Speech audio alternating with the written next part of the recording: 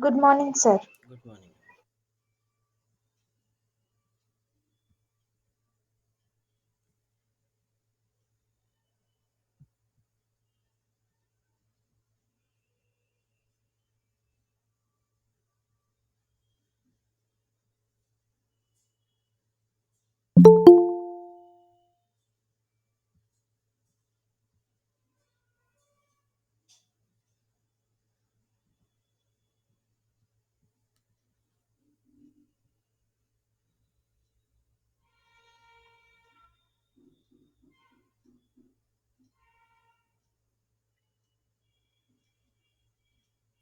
Okay, good morning, students.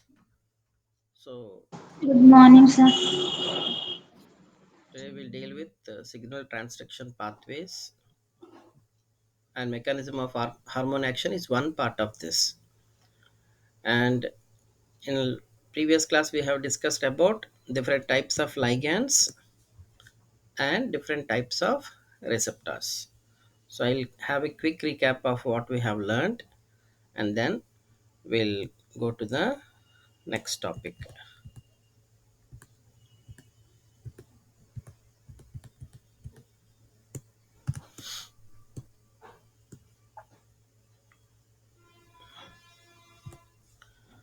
So, signal transduction provides a means for the amplification of the original signal. Like we do have in our ears, amplifier in the form of three cartilages, malleus, incus, stapes, present in the middle ear, which amplifies the sound almost 20 times.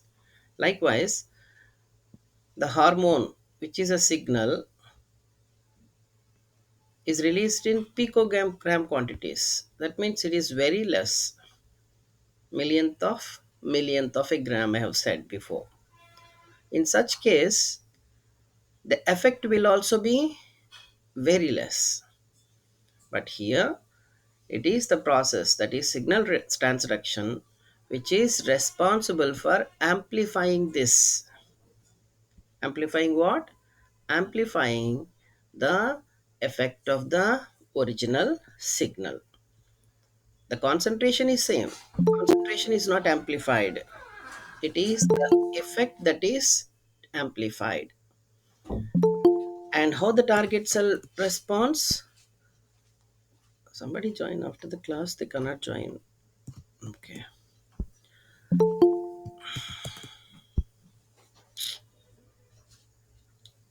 just a minute. Somebody is trying to join. I'll let them join.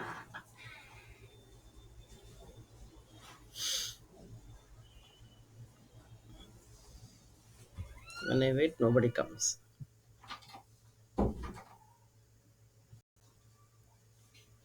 Okay. The target cell responds by means of receptors. So this is the fundamental thing. There must be a ligand, that means which is the signal, and there must be a receptor which is specific for this ligand. So ligands come from the outside and receptors are located either in the plasma membrane as single pass or multipass receptors, or on the external surface, or in the cytoplasm, or in the nucleoplasm. So the target cell responds by means of receptors which become activated. These activated receptors in return generate a cascade of intracellular signals that alter the behavior of the cells, which we have seen that it's up to three types: change in cellular permeability, change in or regulation of cellular metabolism, and regulation of gene expression. These are the three ways by which the behavior of the cells is said to be altered. And two major types of signal transduction are: one is tyrosine kinase mediated, the other is G protein mediated. In the tyrosine kinase mediated signal transduction, the receptor has a protein kinase activity. So this is the receptor.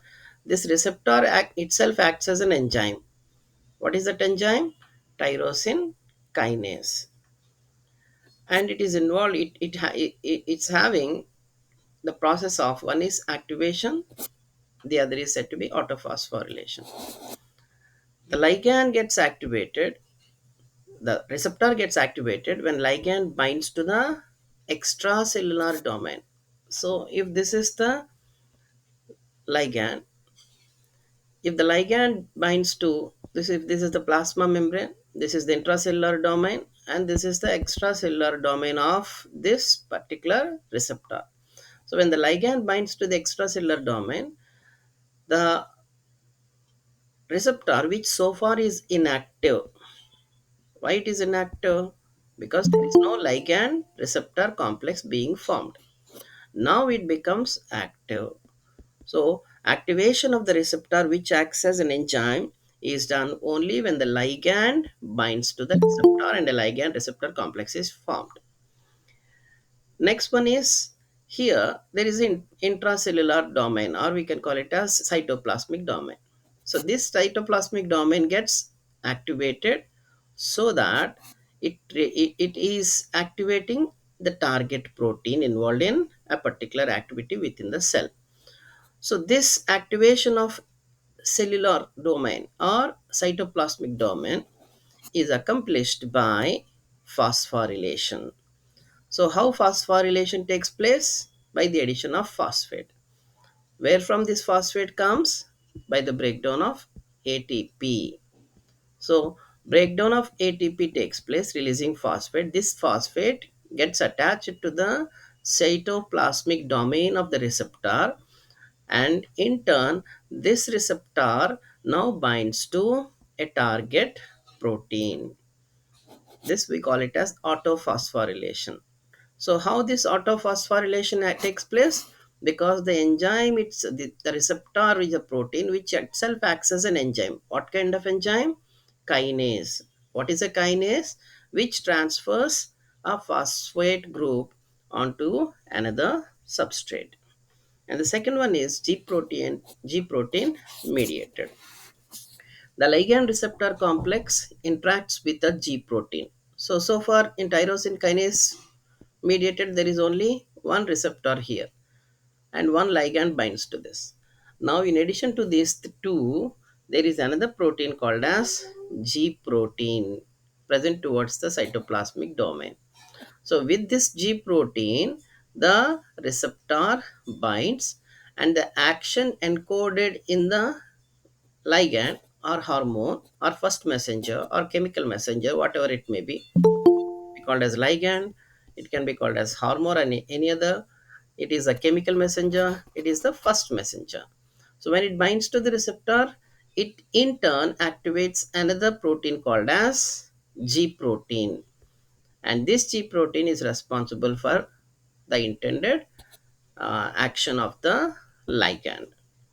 And now, in addition to this, there are mainly three classes of cell surface receptor proteins that we have discussed yesterday. One is called as ion channel linked transmitter or transmitter gated ion channels. Second one is G protein linked receptor. And third one is enzyme linked receptors.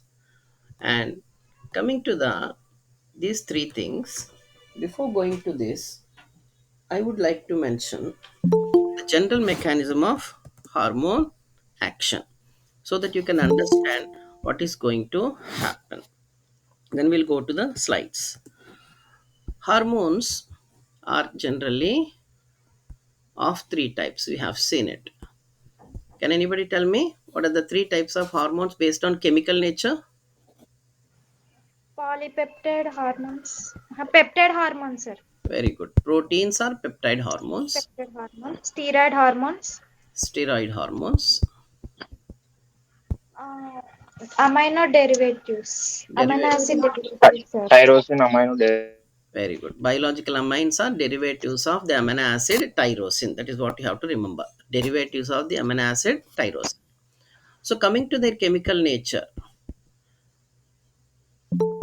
Proteins are hydrophilic. That means our plasma membrane is made up of lipids, and proteins cannot pass through because lipids are hydrophobic. Another is they are said to be large sized. So, because of the large size, they come to occupy a position only on the external surface of the plasma membrane. They cannot go inside unless a protein is broken down into amino acids, a process we call it as digestion. So, unless it is digested, amino acids cannot enter the cell. Okay, so that is the reason why if a hormone is a protein, it remains out membrane. It remains outside the cell itself. If it remains outside the cell itself, how come the message that is present in the hormone goes inside? Scientists say this is called as this hormone, which is protein in nature, cannot enter the cell, and this is called as a first messenger, and its activity is mediated second messenger. Its activity is mediated by a second messenger.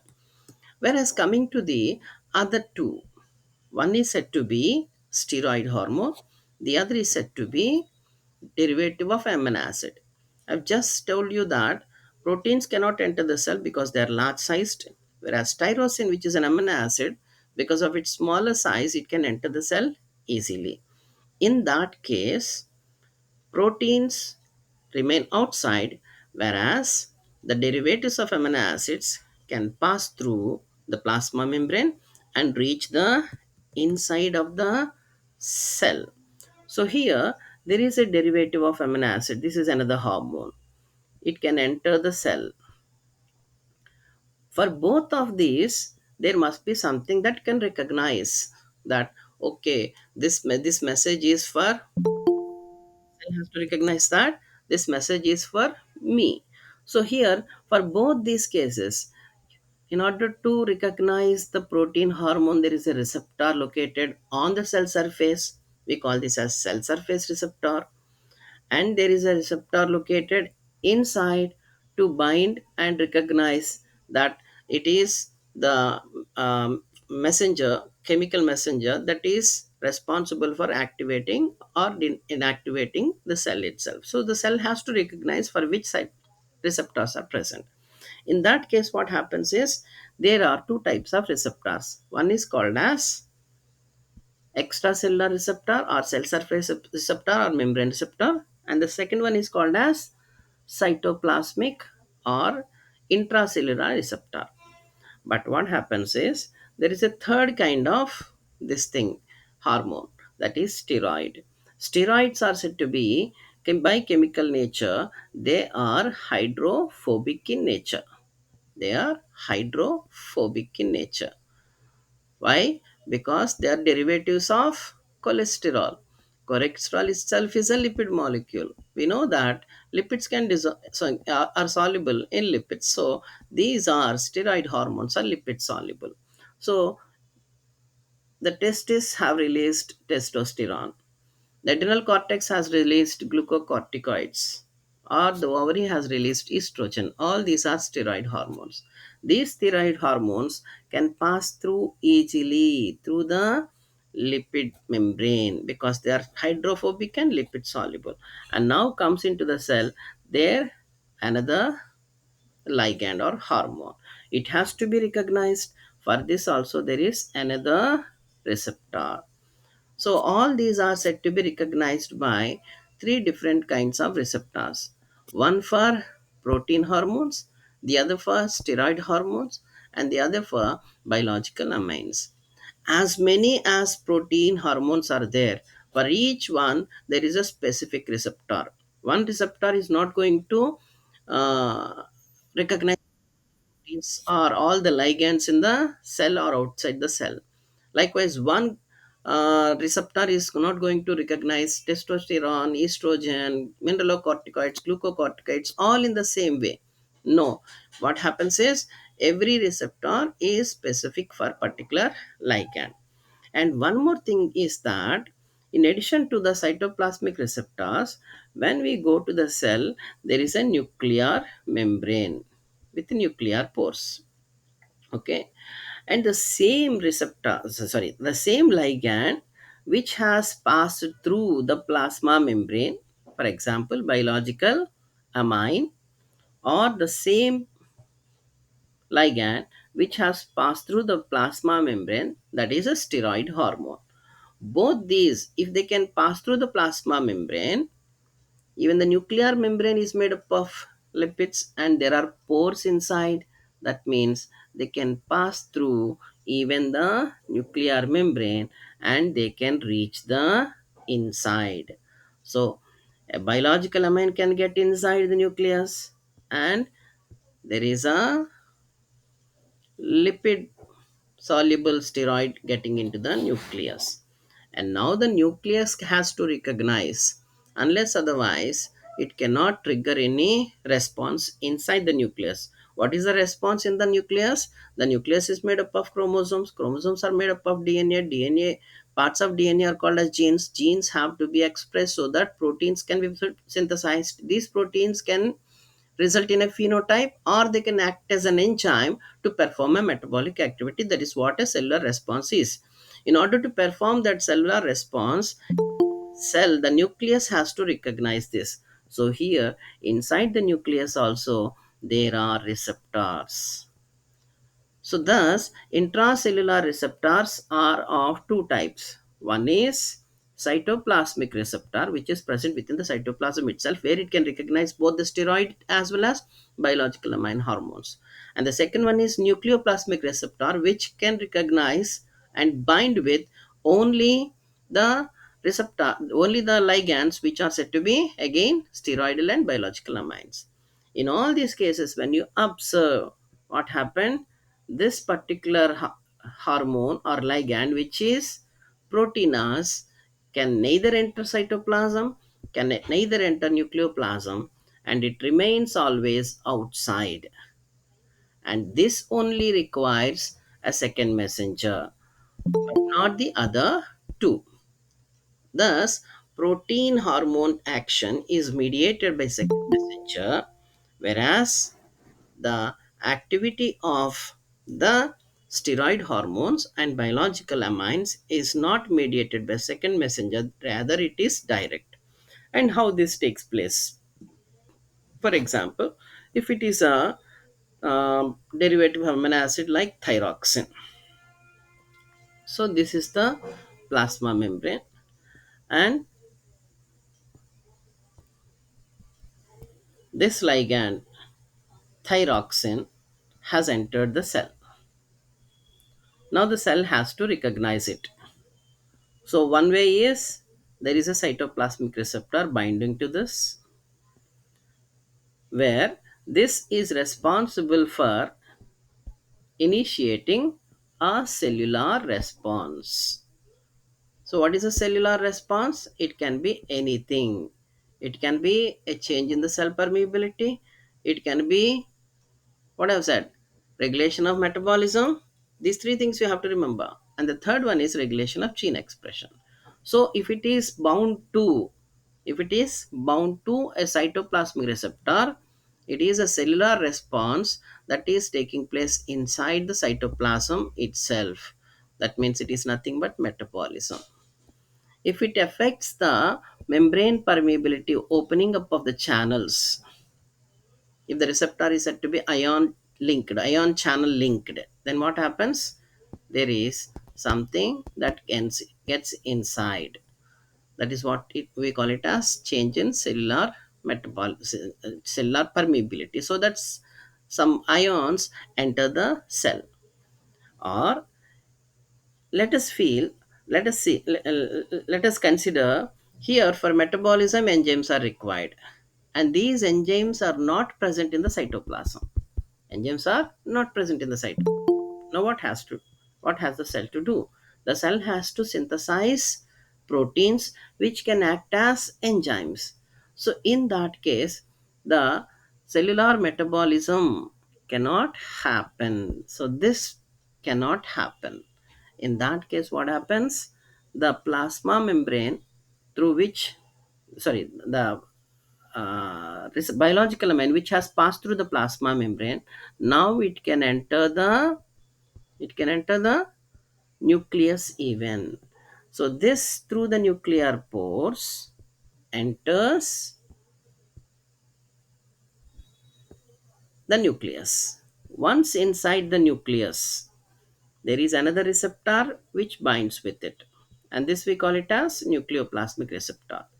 And thus, first what happens? A ligand receptor complex is formed. So its function is to synthesize proteins. How the synthesis of proteins takes place? By translation. How translation takes place? By way of transcription. So, in order for the transcription to take place, only that segment of the DNA has to be unwound and transcribed. Thus, this ligand receptor complex has to act upon what we call a particular segment of the DNA, that is gene. So, let us see, there is a DNA here. Okay, and this portion is said to be the gene which has to be transcribed. And now, this hormone receptor complex comes to occupy a position with its receptor being bound onto the target DNA sequence. And how it is going to recognize the target's DNA sequence? On the target DNA sequence, there is a specialized, before the upstream of the original cistron sequence, nucleotide sequence, there is a sequence, and this we call generally as the promoter. There is a promoter, and this promoter region we call this as HRE. What is HRE? This is called as hormone response element. Hormone response element. Once it is recognized by the hormone response element, what is recognized? The receptor. Now what happens? This part of the gene is transcribed, and that leaves through the same nuclear pore, comes into the cytoplasm, which is caught by the ribosomes, and it releases a protein product. And this protein now acts as an enzyme, or it can act as any other activity that is suggested by, or the message that is encoded in this particular hormone. And finally, what is the outcome? Regulation of gene expression. So these are the four things that you have to remember when there is a regulation of gene expression with respect to, as part of the mechanism of hormone action, where the hormone is said to be either a biological amine or a steroidal hormone. Any doubts, please ask me, otherwise we'll move to the next thing.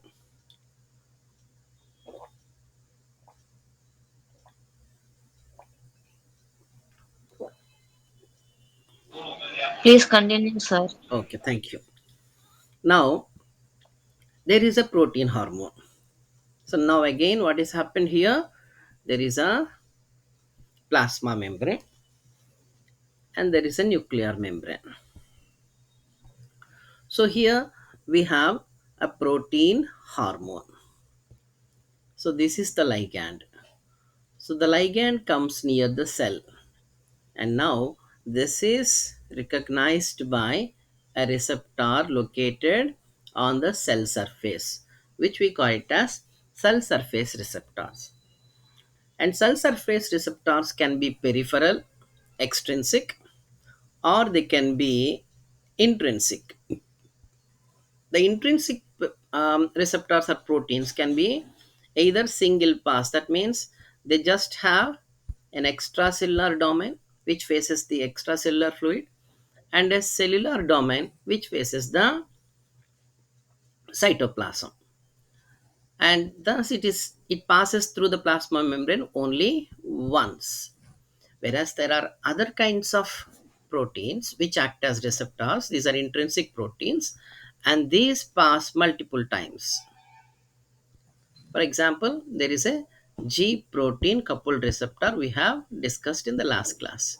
So this receptor is coupled with a Z protein, and it is having a transmembrane segment where it passes 7 times with two domains. One domain here outside, to which the ligand or the hormone which is protein in nature can bind, and the other one which is inside, that is cytoplasmic domain, which triggers the response. Okay, so in any of these three cases there are what all these are said to be the cell surface receptors only, because the protein cannot enter the cell. When the protein cannot enter the cell, how come it can enter the nucleus? So there is no possibility of this to happen. But this protein or this hormone is the first messenger. It encodes a message. That means a specific metabolic activity has to be performed inside. So, how this takes place? Now, this first messenger's activity is mediated by another messenger, another molecule, and that molecule we call it as second messenger. So, now what happens? The ligand receptor complex is formed. The first thing is, sorry,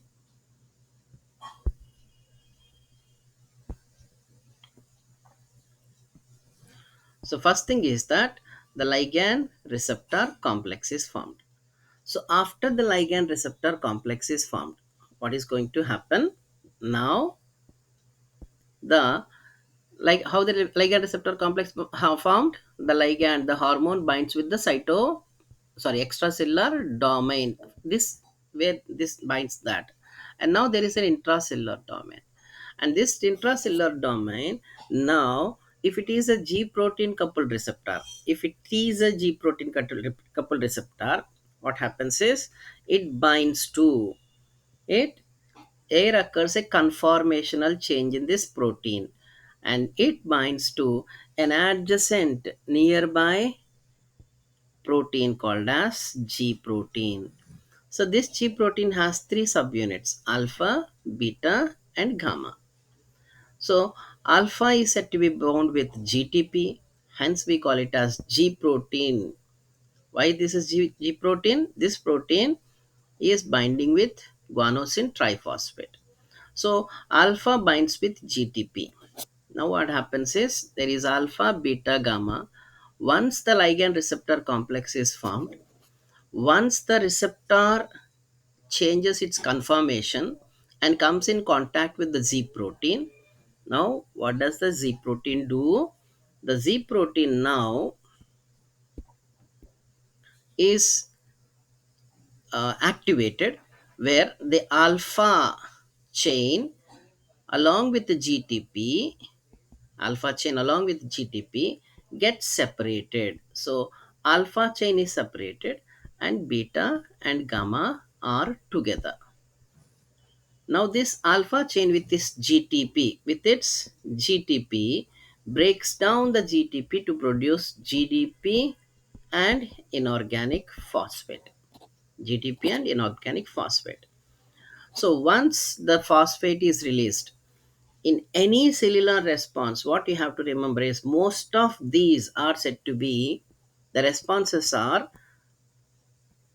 phosphorylated activities. Phosphorylation is the main thing that has to take place. For example, in cell division, what you see is, you say nuclear membrane is disorganized at the late prophase. How the nuclear membrane disorganizes? Only when the lamin proteins here in the present in the fibrous lamina, they are phosphorylated. You say during early prophase, the chromosome gets condensation. How the condensation takes place? Only when the proteins associated with the chromosome, that is histones and protamines, and any of these are said to be phosphorylated. So for any cellular response, phosphorylation is the prime thing.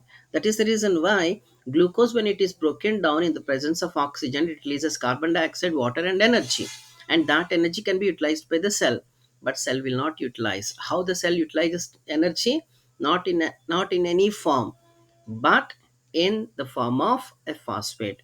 So there is adenosine phosphate, there is adenosine monophosphate, where there is only one phosphate here.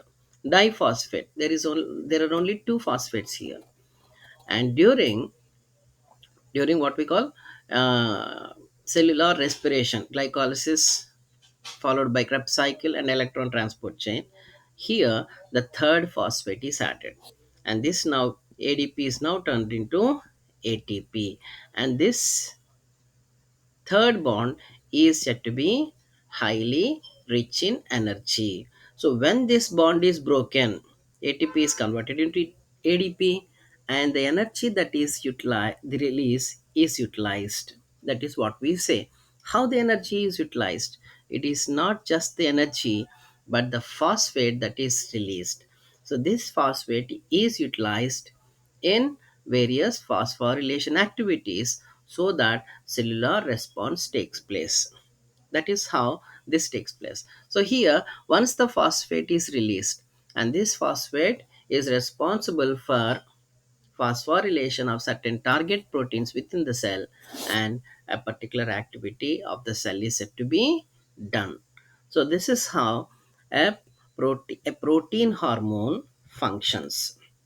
So let me explain the entire part one by one in sequence. So there are three kinds of responses we have seen. One is ion channel link transmitter, which is also called as transmitter gated ion channels. These are involved in rapid synaptic signaling between electrically excitable cells mediated by a neurotransmitter. So what kind of cells are these? These are neurons. And transiently open or close the ion channel. So either the ion channel is said to be closed, or either the ion channel is said to be opened. How? Based on the formation of ligand receptor complex. For any of these three mechanisms to take place, the first event is formation of ligand receptor complex. That is what you have to remember.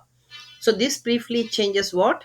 The ion permeability of the plasma membrane, so that certain ions which are required for excitation, if it is what we call uh, postsynaptic membrane, through a synapse. This is presynaptic membrane, postsynaptic membrane. Acetylcholine is released.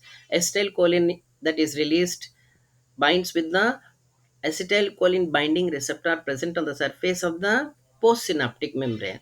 Now what happens? Chloride channels open, and the chloride ions enter inside, leading to hyperpolarization so that synaptic inhibition takes place. Sometimes potassium channels are open, also leading to hyperpolarization so that synaptic inhibition takes place. If sodium channels open, sodium channels enter inside, and depolarization takes place, and synaptic excitation takes place. So this type of transmitter is mainly responsible for electrical excitation by changing the permeability. This is the first and foremost function. Okay, so hormones like epinephrine, norepinephrine, which are part and parcel of nervous system, and ligands like acetylcholine are said to be involved in such what we call a type of mechanism of action. In G protein linked receptors, we already have seen that it is a heterotrimeric GTP binding protein. How does it activate the target protein? Either it alters the concentration of intracellular mediators, or again by altering the permeability of the ions of the plasma membrane. Okay, so these are the two mechanisms. That means it shows this type also. In addition to this, it alters the concentration of intracellular mediators. And more than 1000 G protein coupled receptors are known. G protein is only one, there is no change in it. So, what brings about a response is this protein, this receptor, which binds with the Z protein. How many types are there? Nearly thousands types till known. That means there are 1,000 ligands. So 1,000 GPCRs can bind to 1,000 different what you call ligands. And this G protein is said to be, G protein coupled receptors, sorry. G protein coupled receptors are said to be multipass proteins, I have said. It has a 7 transmembrane segments that loop in and out of the cell membrane. And the third one is said to be enzyme linked receptors. These proteins, when activated, either function directly as enzymes or are associated with enzymes. That means this is a plasma membrane, there is a protein receptor, and this receptor can act as an enzyme, thereby ATP is broken down, a kinase activity is performed. Or these in turn are involving in activation of associated enzymes with a cascade of events. And these enzymes are generally protein kinases. Why? Because this action mediated by phosphorylation. Okay. Now let me deal with the actual topic. First one, signaling via intracellular receptor proteins. Steroid hormones, we have seen it, thyroid hormones, retinoids, and vitamin D. These are small. You have to remember this. Why this is mediated by receptor? Because it can enter the cell. Why it can enter the cell? First reason is it is small. Second reason, it is lipid soluble. Why it is lipid soluble? Because it is hydrophobic. So these four different molecules are small and hydrophobic that easily diffuse directly across the plasma membrane of target cells and bind to intracellular receptor proteins. They bind to intracellular receptor proteins, either cytoplasmic or nucleoplasmic.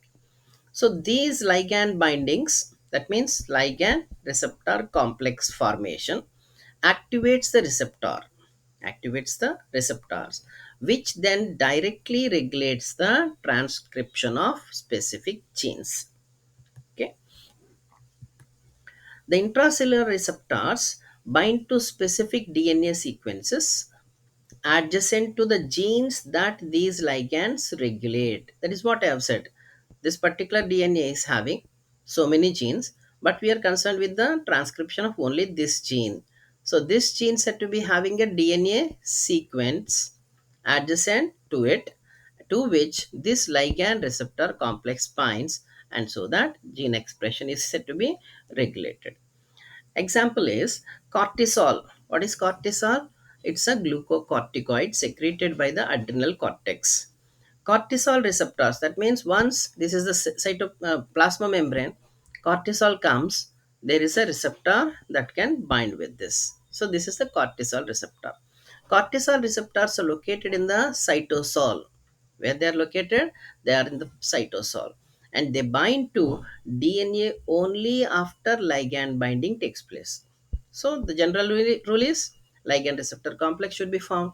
Then only it binds to the hormone response element. Coming to the second example, retinoid receptors are located in the nucleus. Here, this is present in the cytoplasm from where it is taken to DNA, and here it is located in the nucleus and bind to DNA even in the absence of ligand. This is what retinoid receptors are. In both cases, ligand binding alters the conformation of the receptor protein. It is the change in the shape of the protein, receptor protein, which then activates gene transcription. That is what we call it as regulation of gene expression is. In its inactive state, the receptor is bound to an inhibitory protein complex. So inside the cell, this is a receptor, and this receptor is bound to an inhibitory protein complex so that it makes it inactive. The binding of the ligand, so this is the hormone cortisol. The binding of the ligand to the receptor at the hormone binding site causes the inhibitory protein complex to dissociate. Once this happens, what we say, that is ligand receptor complex activates the receptor, and this receptor site which is until now is occupied by the inhibitory protein complex. Now, as the inhibitory protein complex is removed, now what happens? The DNA molecule here, the hormone response element, can easily recognize the DNA binding site of the receptor, leading to regulation of gene expression. Then you might have a doubt what this hormone response element is. We are saying that it is a DNA sequence that is present near near the gene to be transcribed. So a gene, a structural gene, we know it starts with a promoter.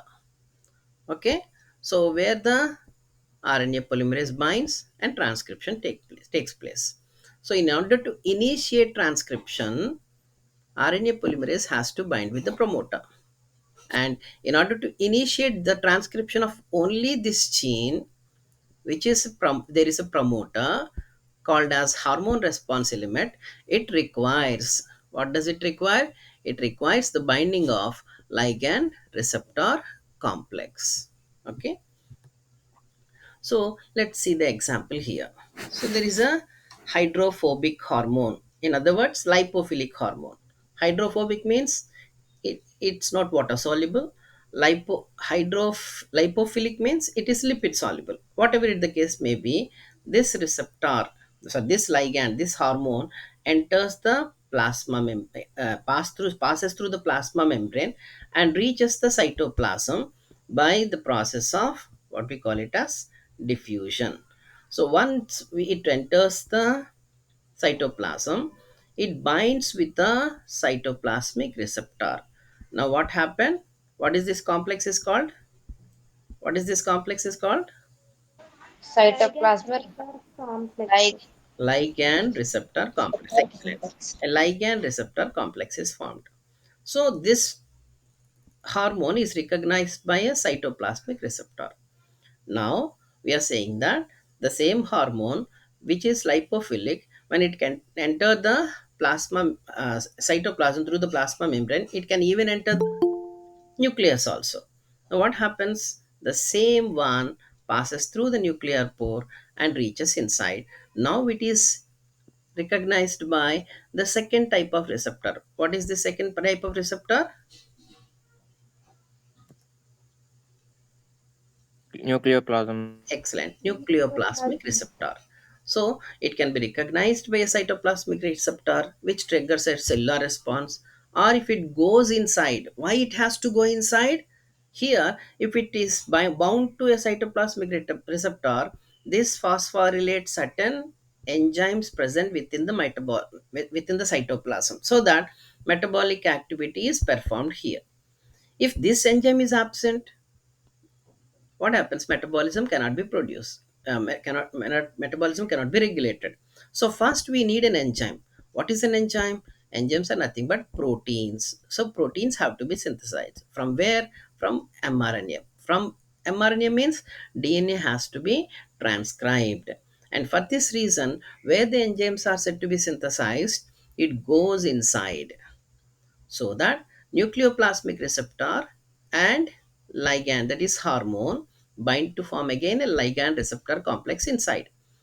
And previously I've said that this ligand receptor complex is said to be associated with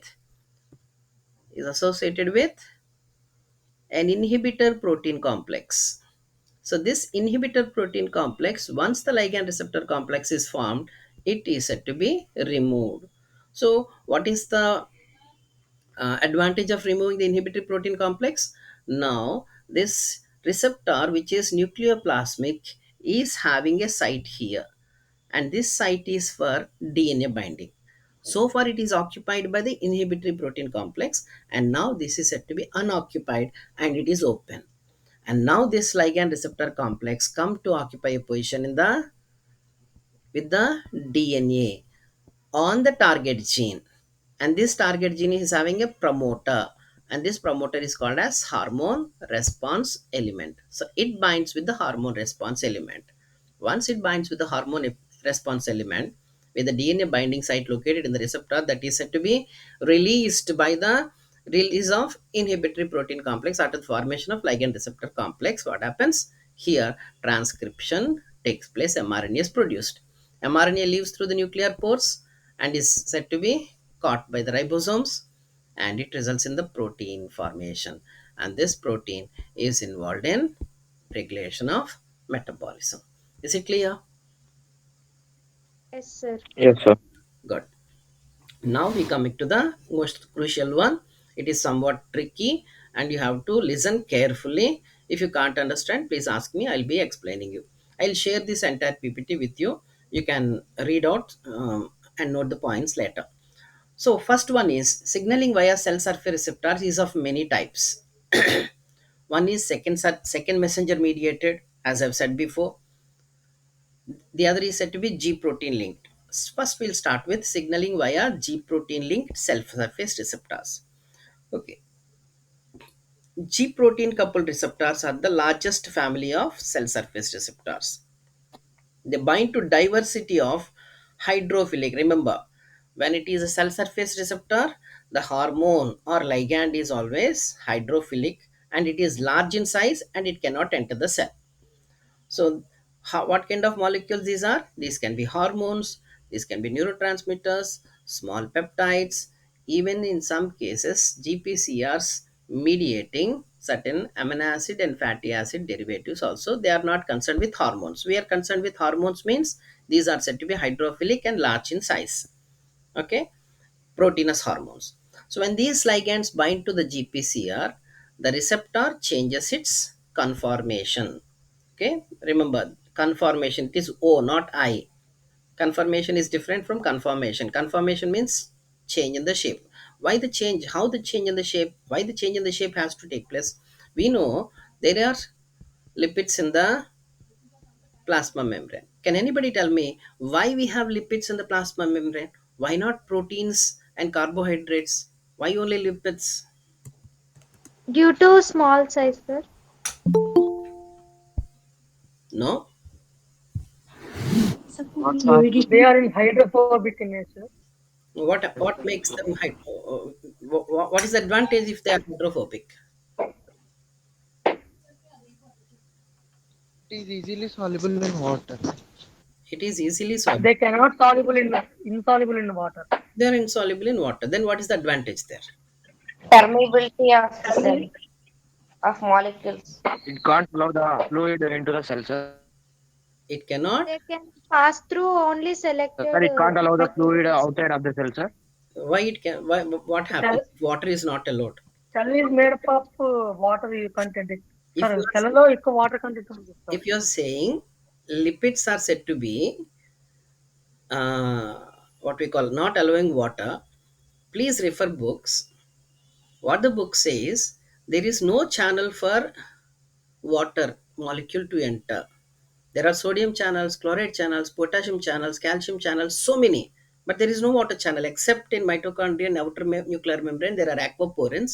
In other places, though there are said to be some aquaporins in some membranes, mostly the water enters through the lipids only.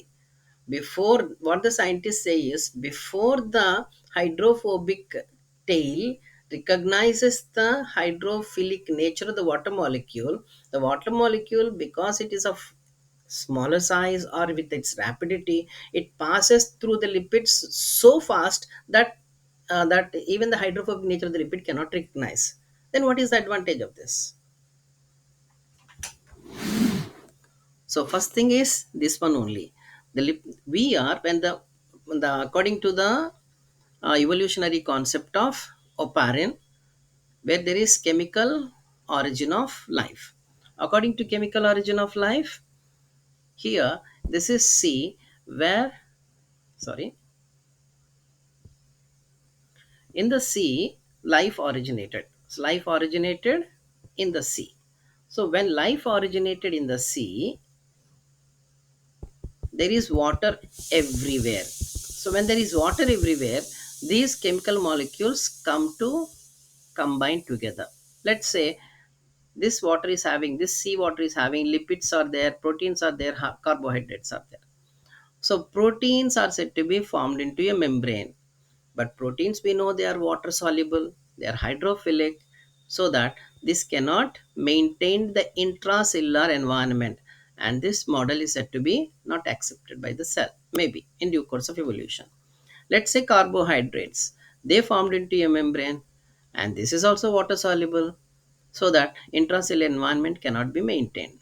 But lipids, being water insoluble, if they form into a membrane in due course of evolution, it can form into a plasma membrane in addition with the other two proteins and carbohydrates, so that it separates the extracellular environment from the intracellular environment. That is the first thing.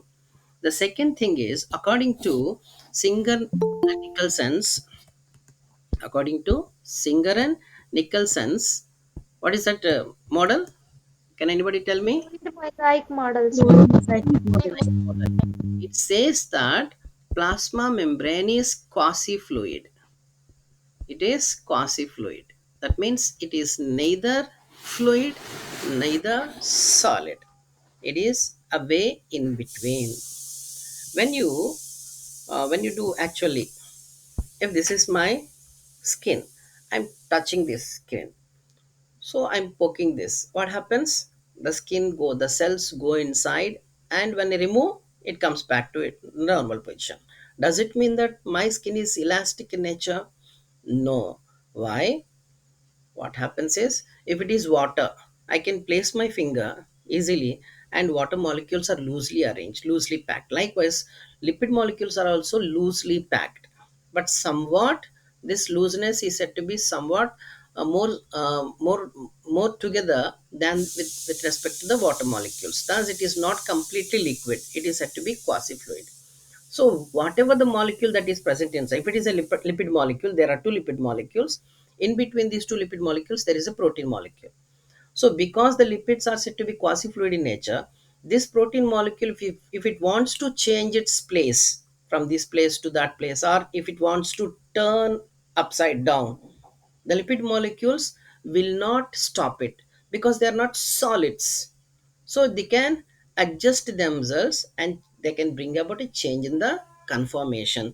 So that is how, because the plasma membrane is made up of lipids, they can occur a change in the receptor conformation. So this is a lipid molecule, and here there is a protein molecule. This is receptor. So this is the extracellular domain, this is intracellular domain, to which calcium ion binds here. Let us say this is a glucose molecule binds here. This glucose has to be delivered. So what should happen? This entire thing has to be rotated 180 degrees. For this, the lipids has to accommodate. So the lipids can move, because they are quasi fluid. They can give place for the protein to change its conformation, and it can enter it can rotate and leave the glucose molecule inside. So this is how the receptors are changing their conformation. The changing conformation doesn't mean that it has to rotate through 180 degrees. Even there are certain receptors which are present halfway through the plasma membrane. They are halfway through the plasma membrane. Once the ligand binds to them, what happens? This protein extends and binds now with another protein present in the plasma membrane, like Z protein. So this is also change in the shape. This is also change in the conformation of the molecule. That is how these molecules, once the ligand receptor complex is formed, the receptor changes its conformation. Next, coming to G proteins, they are said to be heterotrimeric. Hetero means three different monomer units are present: alpha, beta, and gamma. In its inactive state, alpha is bound to GDP. When a ligand receptor complex is formed, the alpha subunit of G protein exchanges for GTP. Now alpha is bound to GTP.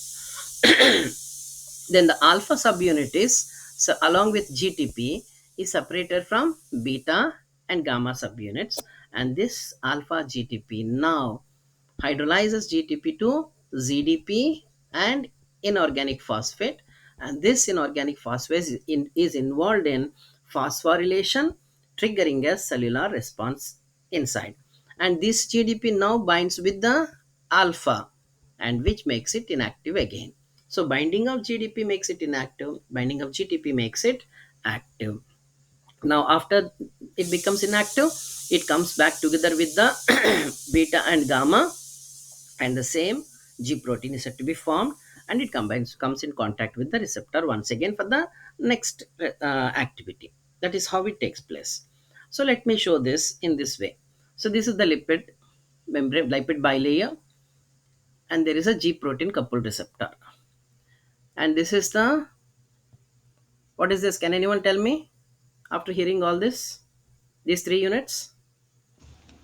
G protein. G couple. Yes, T sir. subunits. So this is Alpha. G G protein, protein. alpha, beta, and gamma. So G protein bound, G protein coupled receptor. This is why this is called as G protein coupled receptor. It is coupled with Z protein. It is bound to that. Now this is inactive. Why? Because there is GDP associated with it. Now what happens in the next place? A ligand comes and binds with it. What is this ligand? It is a protein hormone, hydrophilic. It is large in size. It can present only outside. It binds with it at the specific location site. Then what happens? GDP is now replaced with GTP. After GTP is replaced, now what happens? The alpha subunits along with GTP get separated. Alpha subunit along with GTP is separated. Now, GTP is hydrolyzed to produce GDP and inorganic phosphate. And after the release of hormone, what happens? It again binds to GDP and alpha subunit. It comes back to the normal position, and this becomes what we call inactive again. So this is active, this is inactive. And meanwhile, what happened? GTP is broken down to GDP and inorganic phosphate, and this inorganic phosphate is now involved in phosphorylation and other things, triggering a cellular response. That is how this entire event takes place. So this animation is created by me. Next, this activates a chain of events that alters the concentration of intracellular mediators called as second messengers. So G protein linked surface receptor now triggers a cellular response. How it triggers a cellular response? By activating intracellular mediator called as second messengers like cyclic AMP, calcium ions, etc. And the second messengers in turn pass the signal on by altering the behavior of selected cellular proteins. So there is a ligand, there is a receptor, ligand receptor complex is formed, and now it activates a G protein, and now this G protein activates a second messenger, and this second messenger activates an intracellular protein 1, which activates another protein, which activates another protein, which activates another protein.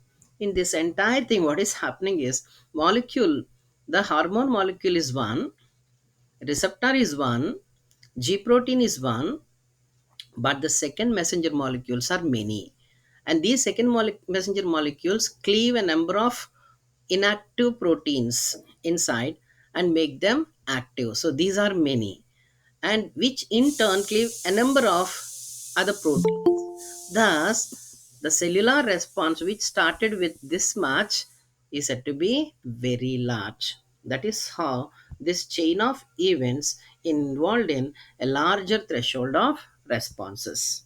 Okay. And coming to the second messengers, there are so many types of second messengers. One is cyclic AMP, CAMP, we call it as, where C is small. Another is cyclic GMP. Third one, calcium ions. Fourth one, inositol trisphosphate. Inositol trisphosphate. When it is broken down, it releases two more: diacylglycerol, arachidonic acid. Diacylglycerol, arachidonic acid. So these are the different second messengers: cyclic AMP, cyclic GMP, calcium ions, inositol trisphosphate, diacylglycerol, arachidonic acid. So we are going to deal with all these in the coming 20 minutes. So cyclic AMP is synthesized from ATP by a plasma membrane bound enzyme called as adenylyl cyclase, which hydrolyzes ATP to cyclic AMP and inorganic pyrophosphate. Okay. So what happened here? Ligand, receptor complex, activation of G protein. And this activation of G protein takes place how? When the ligand receptor is complex is said to be formed. And scientists say this G protein is of two types: GS and GI. GS for stimulatory nature and GI for inhibitory nature. So if G protein is either stimulatory or inhibitory, if it is stimulatory G protein, it is involved in enzyme activation. What is this enzyme? This enzyme is adenylyl cyclase. This enzyme is adenylyl cyclase. Let's say there is adenylyl cyclase enzyme. So this adenylyl cyclase enzyme, once it activated, what happens? It breaks down ATP to cyclic AMP and inorganic pyrophosphate. Okay. Now, if GI protein is involved in inhibition of adenylyl cyclase, it decreases the intracellular concentration of CAMP. Thus, G protein is involved in two things. One, to increase the CAMP levels, or to decrease the intracellular CAMP levels. How? Either by stimulation or by inhibition. How it takes place? Let us see one by one. GS protein. GS protein is heterotrimeric. GI protein is also heterotrimeric with the same subunits. The only thing is alpha is different. Alpha is stimulatory or inhibitory. The alpha S chain binds and hydrolyzes GTP and activates adenylyl cyclase. And the beta and Y chains form a tight complex, beta gamma complex, which anchors GS, that means um, stimulatory G protein, to the cytoplasmic phase of the plasma membrane. In its inactive form, GS exists as a trimer with GDP bound to alpha subunit. That's what we have just discussed. When stimulated by binding to a ligand activated receptor, alpha S changes its GDP for GTP. This causes alpha S to dissociate from beta gamma, allowing it, that is alpha S, to bind adenylyl cyclase, which stimulates the GTPase activity of alpha S. So how the alpha S GTPase activity is stimulated? Only when it binds with adenylyl cyclase, that which is now activated to break down the ATP to release cyclic AMP. And this cyclic AMP is involved in, is called as a second messenger that is involved in regulation of a particular metabolic activity. And alpha with beta gamma subunits reforms to form the inactive GS molecule. And one example is adrenaline binding to beta adrenergic receptors activates GS proteins. This is an example. And not this example, I'll be telling you another example. For example, there is insulin. Okay. So insulin hormone. So insulin hormone comes to occupy a position here to the hepatocyte.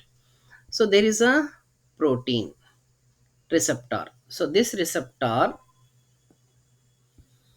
recognized the insulin. So after recognition, what happened? The G protein is activated. The entire thing, you know. After the G protein is activated, if it is GS protein, it activates, it binds with adenylyl cyclase. So binding with adenylyl, this is the adenylyl cyclase. This is enzyme. This is another intrinsic protein which acts as an enzyme. So the binding with adenylyl cyclase triggers the GTP to get activated, and GTP hydrolysis takes place, and released phosphate now phosphorylates adenylyl cyclase, which gets activated now. So once adenylyl cyclase gets activated, now what does it do? It breaks down ATP to release cyclic AMP and inorganic pyrophosphate. Now this cyclic AMP is involved in activation of an enzyme which is inactive, that is called as protein kinase I. So this protein kinase I is activated. Now this protein kinase, there is no place here, I am showing this here. Once the protein kinase is activated, it activates another protein called enzyme called as phosphorylase, which is inactive. We call it as phosphorylase B. So this is activated to form phosphorylase A, and this is responsible for what we call it as glycogen synthesis. So what is the function of insulin? To decrease the blood glucose level. How the blood glucose level decreases? By sending the glucose from blood to hepatocyte. After going to hepatocyte, there is intracellular increase in the concentration of glucose so that the glucose can come back again to the blood. So what has to be done? The glucose, if is converted into glycogen being large molecule, it cannot pass through the plasma membrane so that it can be trapped inside. So what happens? Glycogenesis has to take place. For glycogenesis has to take place, the enzyme, so many enzymes are required, and for the initial triggering, phosphorylase in its active form is required, but the cytoplasm is having phosphorylase in its inactive form. So who activates it? By phosphorylating phosphorylase is required a protein kinase which is in inactive state, and this protein kinase which is in inactive state is activated by cyclic AMP. So insulin is not entering the cell, but the second messenger is that is present inside the cell is responsible for this cellular response. That is how this adenylyl cyclase pathway takes place. Clear? Any doubt? Sir ఒకసారి మళ్ళీ చెప్పండి sir. So first step, who is going to tell me what is the first step in any hormone action? Receptor complex Very formation. good. Ligand receptor complex is formed. So here the ligand receptor complex, what is this ligand receptor complex? A hormone and a G protein coupled receptor. This is the complex that is formed. So after the complex is formed, what is happening? G protein active. Very good. G protein, it this what we call hormone, this ligand receptor complex binds with now G protein because it changes its conformation. The receptor once binds with the ligand, changes its conformation and binds with the G protein coupled receptor. Now, what does the G protein coupled receptor do? It has two types of subunits, three types of subunits: alpha, beta, gamma. Where alpha can be either stimulatory or it can be inhibitory. If it is stimulatory, if alpha is said to be stimulatory, what happens? Now, this combines with this this ligand receptor complex coupled with G protein binds with adenylyl cyclase. Adenylyl cyclase. So when it binds with adenylyl cyclase, binding of the adenylyl cyclase makes the G protein a GTPase. So that previously it is inactive. Why it is inactive? It is bound, the alpha subunit is bound with GDP. Now it is made active. Why? Here it is bound to GTP GTP. Form. So now the GTP has to broken down to release phosphate which can trigger the cellular response and energy also.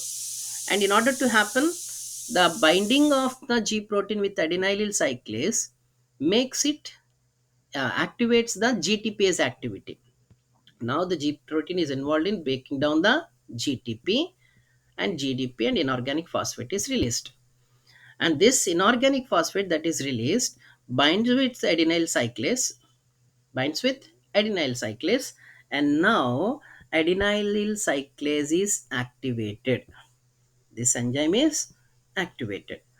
So adenylyl cyclase is activated. So activated adenylyl cyclase, as the name itself says, it is an enzyme cyclase. So it is responsible for breaking down the ATP to ADP, sorry, cyclic AMP and inorganic pyrophosphate. So now we have what we have? We have cyclic AMP being formed, and this cyclic AMP is called as the second messenger, and this second messenger is involved in performing the activity of the first messenger, that is ligand. What is this? Hormone. What is this? It can be insulin, it can be adrenaline, as we have seen. Okay, in that case cyclic amp, now what if it is insulin, for example? This activates protein kinase, which is inactive. It gets activated, and now protein kinase activates phosphorylase B to phosphorylase A, and this phosphorylase A is responsible for conversion of glucose to glycogenesis. So the cellular response is glycogenesis. How this takes place? By activation of phosphorylase. How the activation of phosphorylase takes place? By the activation of protein kinase. Who activates the protein kinase? It is the cyclic AMP. And how the cyclic AMP is activated? How the cyclic AMP is produced? By the enzymatic activity of the adenylyl cyclase, which in turn is by the GTPase activity of the G protein, and which is activated in turn by the formation of a ligand receptor complex. And it is the ligand that finally we say is bringing about this target cell response. Clear? Yes, sir. Okay. Next one is GI protein. The GI protein is also heterotrimeric, and here the alpha chain is said to be again inhibitory in nature. It is stimulated by binding to a line activated receptor. Then it binds to GTP and dissociates from the beta complex. Same is the case. The released GI chain as well as beta gamma complex contribute to the inhibition of adenylyl cyclase. How? The alpha I inhibits the cyclase, probably indirectly, whereas beta gamma may inhibit CAMP synthesis in two ways. One is the beta gamma subunit, which is so far present within the cytoplasm plasma membrane, now binds with adenylyl cyclase, so that actually adenylyl cyclase has to be phosphorylated so that it can be activated, and it can break down ATP to cyclic AMP.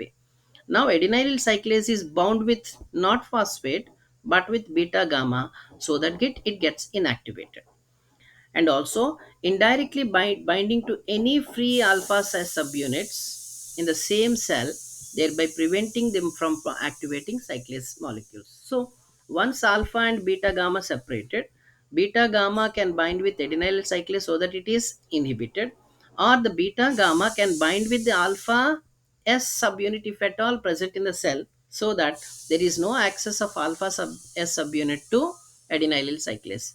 In both the ways, what happens? The intracellular cyclic AMP level is decreased. How? By inhibiting adenylyl cyclase activity. That is what J protein does. There are so many hormones that use this adenylyl cyclase CMP second messenger system, and this is the list of these hormones. When I share this PPT, you try to remember all this. You by heart or anything, you have to try to remember this. And the second one is protein kinase A. So now the time is 9:30. Can I take the class in the evening? Hmm? Yes, sir. Yes, sir. Yes, sir. I have to go. Okay, sir. Okay, sir. Okay, sir. Okay, we'll continue the class in the evening. Thank you.